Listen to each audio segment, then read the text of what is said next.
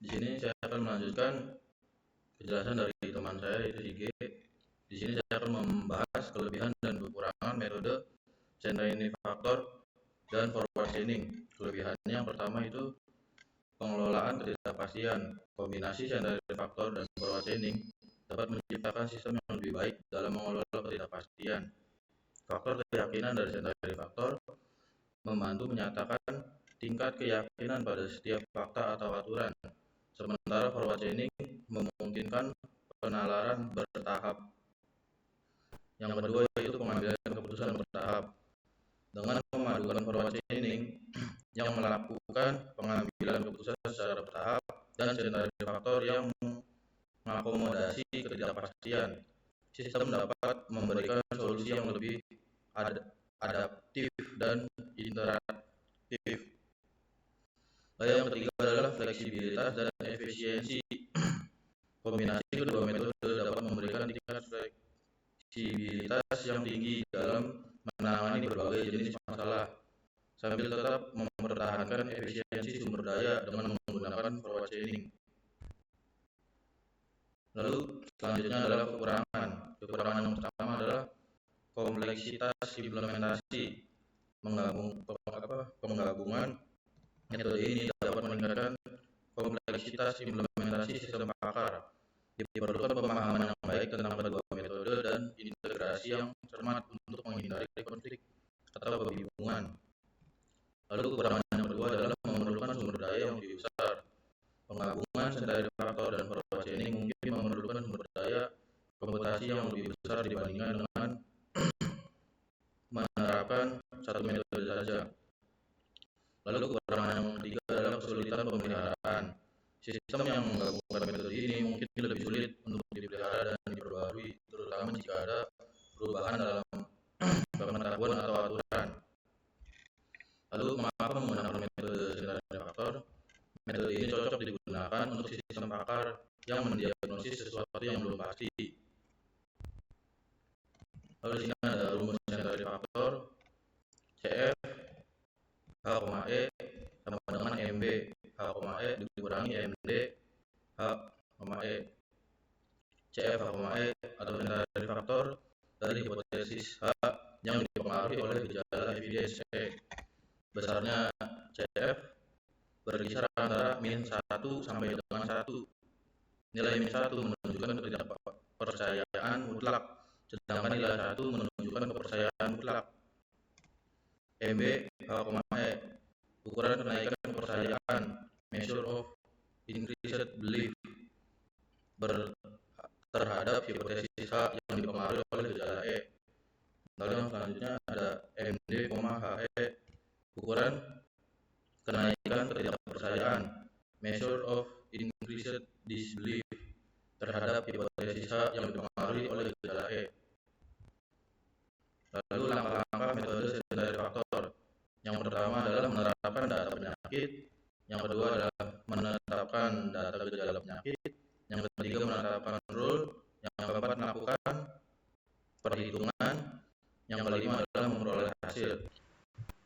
Baik, terima kasih Rizky atas pembahasannya. Sekarang kita akan lanjut ke studi kasus. Pertama, sekarang kita akan mencoba perhitungan manualnya terlebih dahulu sebelum kita lanjut ke aplikasinya. Gejala yang dipilih oleh pasien ada 3 gejala yang terdiri dari gejala 1, gejala 2, dan gejala 3. Dan masing-masing dari 3 gejala ini memiliki bobot atau nilai 0,6. Dan di sini terdapat tabel yang terdiri dari pakar, user, dan hasil. Pakar ini diperoleh dari seorang pakar, itu dari nilai pakar, dan ini user sebagai nilai pasien tadi 0,6. Nah, ini bisa 0,4, 0,2, dan 1 ini tentunya didapat dari hasil dari MB dikali MD. MB ini adalah tadi sudah dijelaskan oleh teman saya adalah tingkat kepercayaan, dan MD adalah bayi besar. Nah, nilai 0,4 dan 0,6 itu dikalikan sehingga menghasilkan CF1 0,24 CF1. Begitupun dengan gejala 2 dan juga gejala 3 sama perhitungannya. Terdapatlah jadi CF1, CF2 dan juga CF3. Oke.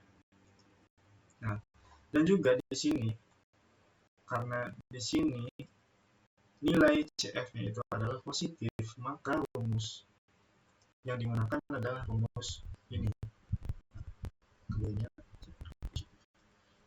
Oke, kita langsung saja mencoba untuk menghitungnya. CF lama ditambah CF baru dikali 1 minus CF lama. CF lama itu adalah CF1 dan juga CF baru adalah CF yang kedua dikali 1 minus CF pertama. Kita turunkan 0,24, 0,12 kita turunkan, dikali kita hitung dulu ini berapa, didapat nilai 0,0912.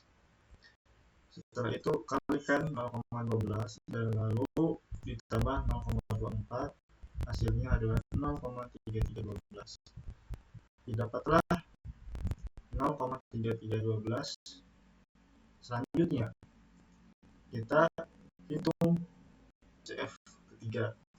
Karena CF1 dan 2 itu udah, maka kita lanjut ke CF3. Caranya sama persis seperti yang sudah dilakukan tadi.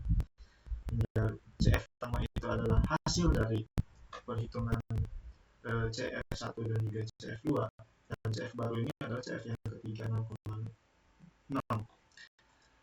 Sama perhitungannya sehingga didapat nilai 0,73248. Selanjutnya kita hitung presentasi CF-nya dengan cara dikali 100. Sudah.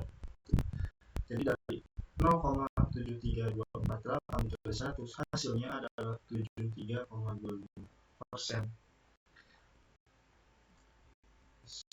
Begitu perhitungan manualnya. Selanjutnya kita langsung ke program aplikasinya. Nah, di sini kita membuat sistem ini menggunakan PHP. Kita langsung saja.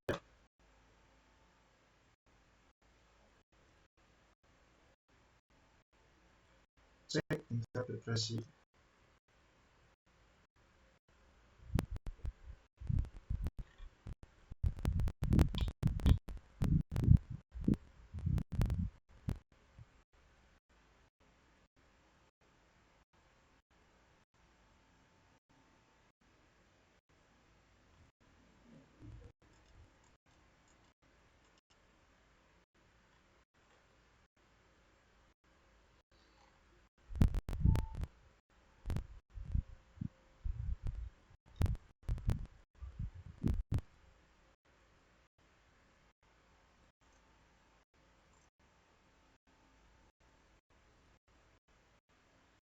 Nah, sini tadi kan kita buat ada 3 gejala, yaitu gejala 1, 2, dan 3, dan masing-masing dari gejala itu ada kemungkinan besar nilainya.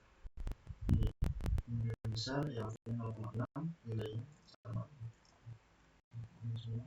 Setelah itu, setelah sudah mengikutkan gejala, kita langsung ke sini. Nah, bisa dilihat perhitungannya sama persis seperti tadi, dan hasilnya pun adalah 73,25, sama dengan ini hasil dari perhitungan manual. Jadi seperti itu bisa dibuktikan berhasil. Jadi kesimpulannya, seorang pasien mengalami gangguan mood dengan tingkat kepercayaannya adalah 73,25%. Jadi di sini juga ada penjelasannya, ada Namun yang terjadi pada sistem ini umumnya terjadi karena banyaknya tekanan yang menimpa di leher dan jarum mulut terlarut dalam tekanan dan dapat meningkatkan resiko berkembangnya peluang depresi. Bisa dibaca lah di sini. Jadi kesimpulannya seperti itu. Nah, di sini sebelum ditutup, saya akan sedikit menjelaskan tentang dua metode ini dan apa kegunaannya dari pembuatan sistem akal ini. Nah, pertama, metode CF itu adalah untuk menentukan tingkat kepercayaan, sedangkan metode forward chaining itu digunakan untuk memperoleh kesimpulan. Dan juga bisa apabila ketika data itu kurang lengkap, maka bisa dihitung dengan metode itu. Itu saja presentasi dari kami. Kurang lebihnya mohon maaf. Wassalamualaikum warahmatullahi wabarakatuh.